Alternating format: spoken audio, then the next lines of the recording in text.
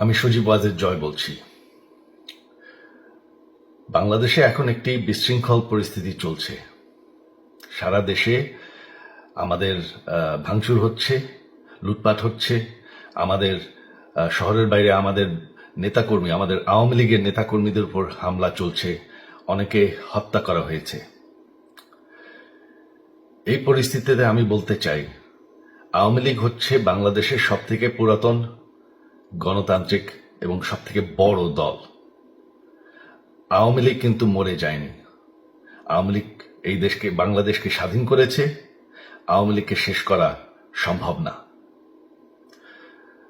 আমরা বলেছিলাম যে আমার পরিবার আর রাজনীতি করবে না, তবে আমাদের নেতাকর্মীর উপর যেভাবে হামলা হচ্ছে, এই পরিস্থিতিতে আমরা হাল ছেড়ে দিতে পারি না।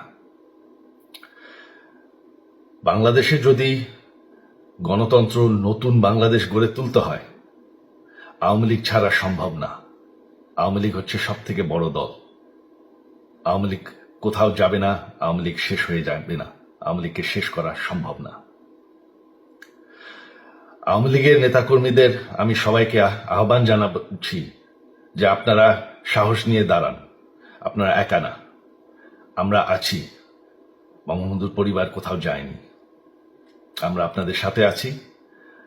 দেশকে, আমাদের নেতাকর্মীদেরকে, আওয়ামী লীগকে রক্ষা করার জন্য যা প্রয়োজন আমরা করতে প্রস্তুত।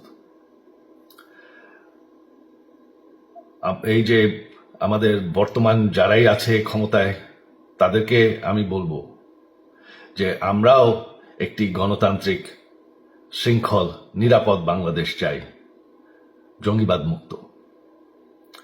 তার জন্য আমরা সবার সাথে আলোচনা করতে প্রস্তুত, শুধুমাত্র তারা যদি জঙ্গিবাদ এবং ভায়োলেন্স বাদ দেয়।